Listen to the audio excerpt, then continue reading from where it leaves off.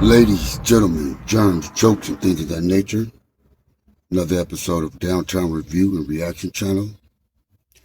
This video comes courtesy of, I just say his name, Toure. The name of the video is You Can't Trust the Diddy Doc.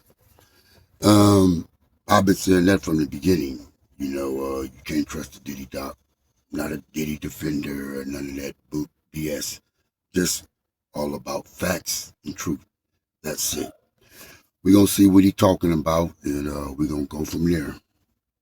There are some significant mistakes in the Diddy doc. Consider this some fact checking.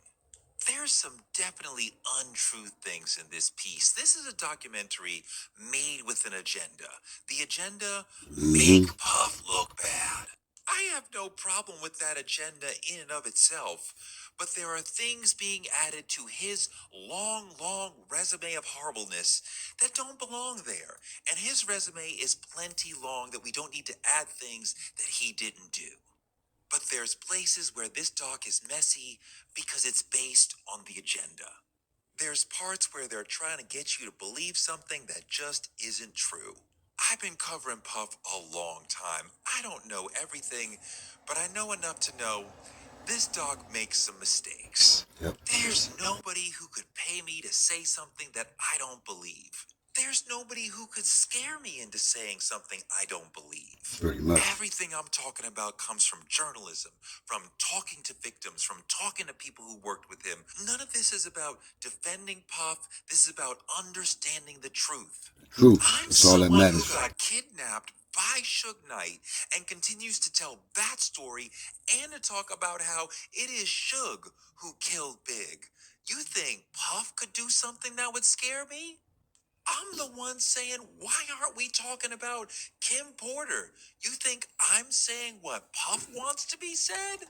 If you want to hear about what really happened, keep watching.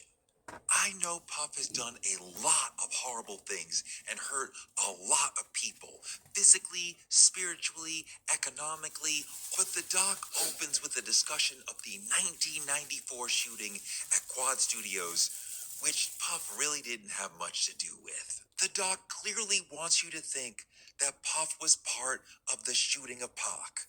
He was not. They're so deceptive. Yeah, I mean, I don't know from the get-go why they would have thought that, that Puff had something to do with Tupac getting shot at Quad Studios. That was a Jimmy Henchman thing all the way, and a Tupac being Tupac, taking things way overboard, like he does sometimes. Keep playing a clip of Pac saying he kept calling me and telling me to come to the studio. Now, if you didn't know better, you would think he is Puff. He is not Puff. Puff is not the one who was calling him and telling him to come to the studio. That is Jimmy Henchman, a criminal who was operating within the music business and is now in prison. Jimmy Henchman booked him to do a session with another rapper on another label. Not Big, not Puff, not Bad Boy. It's interesting how Jimmy Henchman is not mentioned in the documentary, but he has admitted to setting Pac up that night, and Pac has said that he knows it was Jimmy Henchman. Pac talked about this on Against All Odds. He said, promise to pay back Jimmy Henchman in due time. No, you bitch niggas is listening. The world is mine. Set me up. Wet me up. So you would have Pac say it in his songs, but you would have a weak-minded human believe otherwise.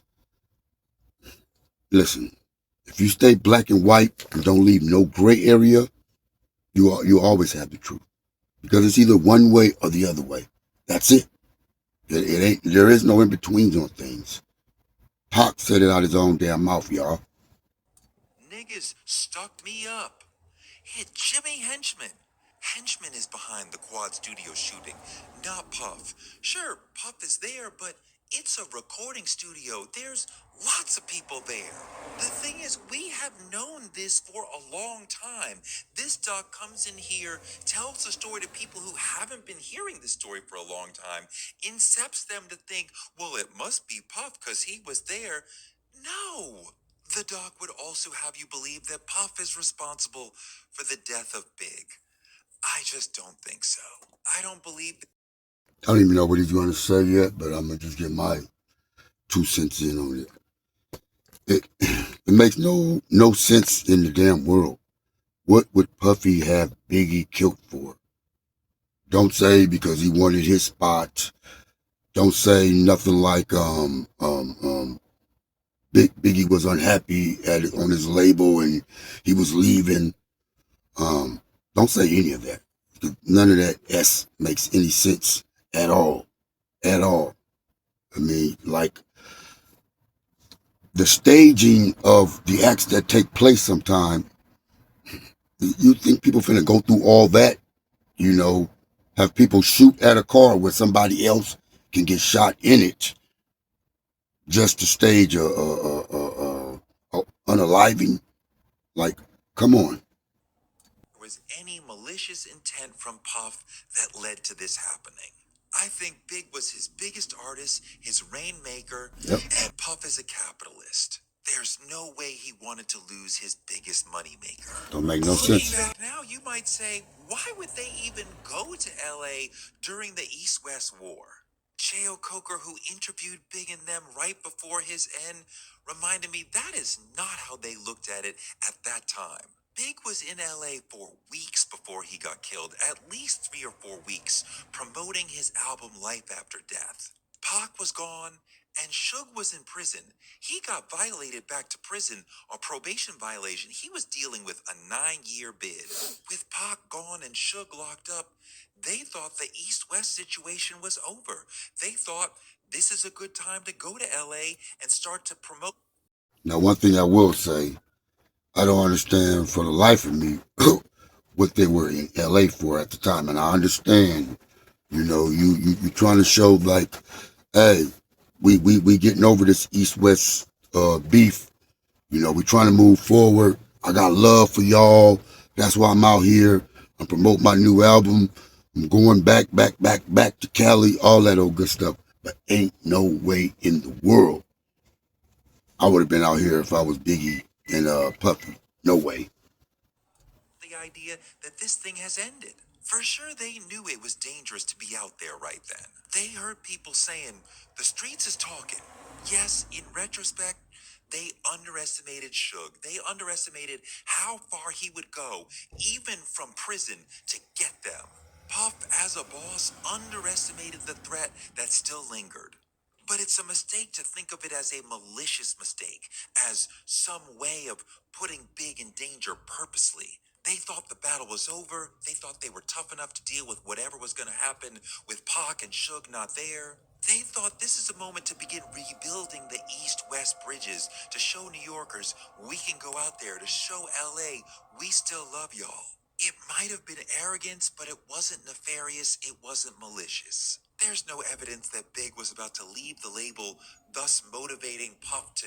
The doc would also have you believe that Puff had Pac killed or ordered a hit on him. I have heard Keefe D telling this story. Now, of course, I'm gonna have my opinion on this before he speaks about it. I'm gonna say my piece on it. I'll be honest with you. I do think that uh, Puffy sat down with the Southside Crips and said, "Hey, if y'all can get rid of Tupac or Tupac and Suge, I'll give you $1 million." But what took place in Las Vegas, the night Tupac got killed, that was all messing with LA politics. Period. That's all that was about. You got in LA politics, and you got what happens when you F with gangbangers in LA. That's it. For years. To me, he needs more people. He needs more evidence. I don't believe Puff killed Pac. I believe Pac was in a group of people who beat up a Crip, and that Crip came back and got him. That's it. Which is what you would expect from beating up a Crip. To me, that story makes a lot more sense than this one. Pac initiated a problem with the one Crip whose uncle was in town hoping to get a chance to kill Pac. Yeah. If Orlando Chances would be Anderson slim and none. had started that fight, then I would believe, yeah, it's probably part of a larger plan. But Pac and them started that fight. Yep. Those were crazy days. Death Row and Bad Boy were really going through it. One of Suge's friends, Jake, had been killed in Atlanta at a Jermaine Dupri party by someone down with Puff. So this was a very serious situation. Tensions were high, the fear of retaliation was serious. Is it possible that Puff put money on the street to try to get Pac and Suge? It's possible. It's not a conspiracy theory. Is Puff partially guilty because he put out a bounty, $5,000 for anybody who can bring back a death row chain? I mean, yeah, that is helping to stir the pot. But I don't think you have to be actively trying to foment peace or you're guilty of all the murders that happen. I don't think that's enough to blame him for all of this. In the doc, we're told Puff announced to a room full of 40 gangsters, anybody who takes out Pac and Suge, $1 million. And yet there's only one person out here telling that story? Nobody else from that room, nobody left that room and told somebody. And my thing is, if Puffy did order that, and what I think is, like I said, yeah, he ran it by them, and once the butt whooping took place out there in Las Vegas, they said to themselves, well, hey, this would be the perfect opportunity to get him, to get that million. So let's just say hypothetically that's what it was. Keith D ain't never got no money. I mean, we hear about this Von Zip guy. Where is the $1,000,000? Where did the $1,000,000 go? And my thing is,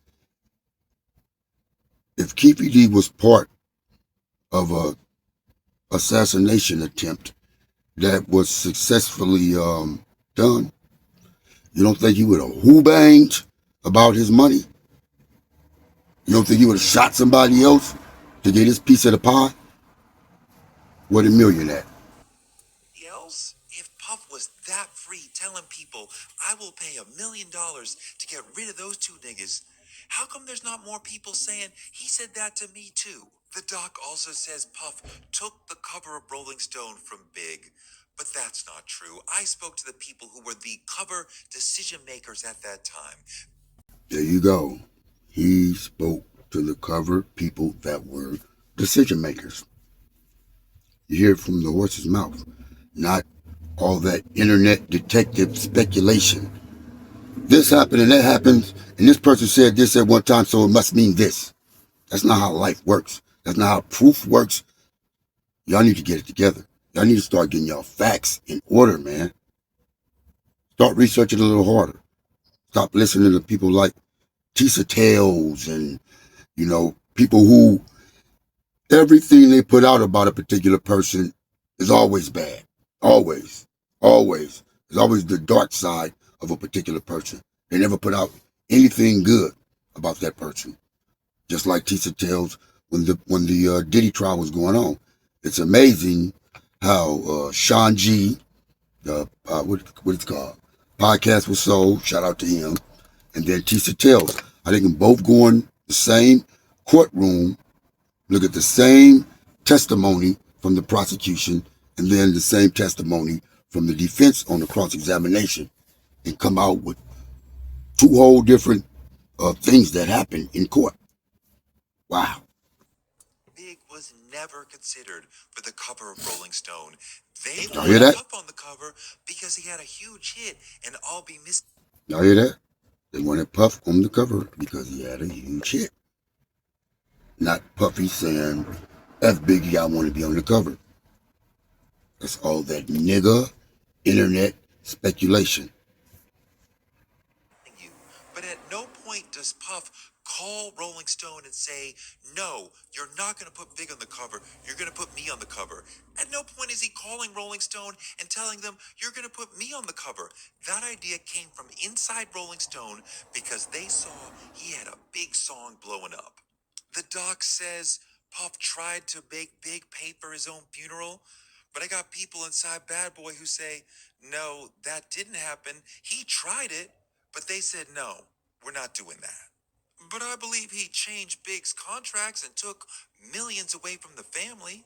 I'm sure he drugged people, and I believe Lil Rod, Joy, and Aubrey O'Day when they say they got attacked. I believe Kirk when he says he got SA'd. Puff was a Now, everything was on point up to that point when he starts talking about Lil Rod and Kirk and all these punks. That's what you guys are, some punks.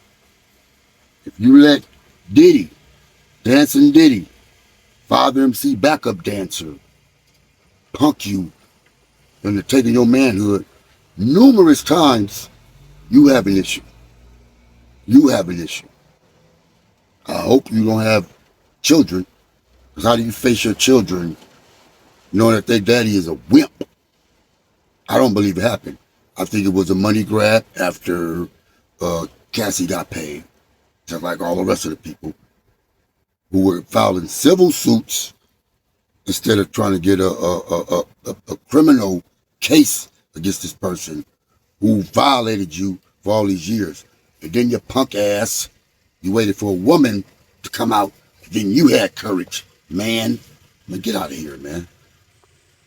sex addict and a power addict, and he used drugs at a rate far beyond Bill Cosby to make people do what he wanted them to do. And I bet in a lot of those situations, he videotaped that shit so he could have more power over them. He used drugs, videotapes, and his own power as a gatekeeper to force a lot of people. And I'll say that part right there. Unless he buried the devices he recorded it with, or threw them in the ocean where they can't be found. If there is footage, where is it? Where's it at? Where's it at? Niggas barely found footage of him and Cassie doing anything.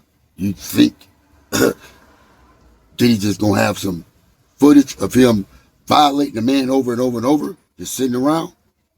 Yeah, but Toure, you had me all the way up until this last ending part. And so far, out of all these punk ass men who have said that they were by Diddy, why none of their civil cases, are happening or getting thrown out? Why no criminal charges have been filed? Remember, this is the feds.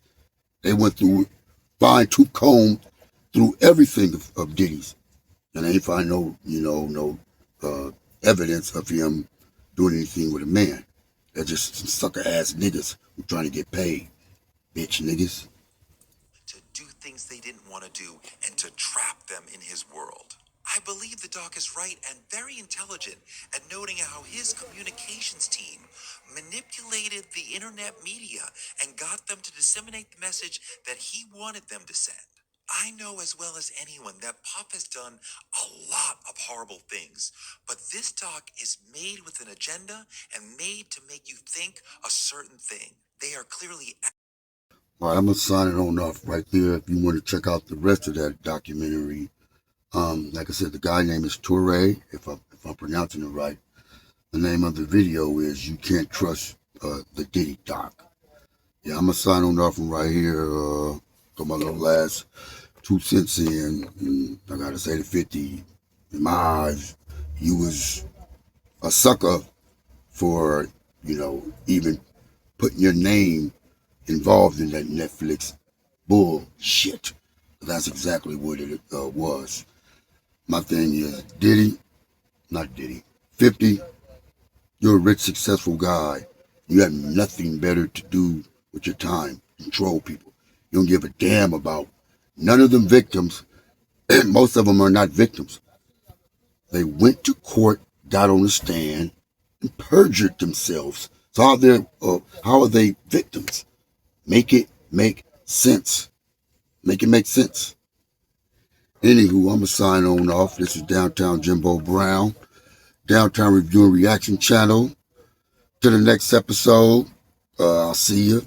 And once again, don't believe everything you hear, especially off the internet. Y'all will believe anything and don't have no proof to be backing it up. I'm signing off. Idiot.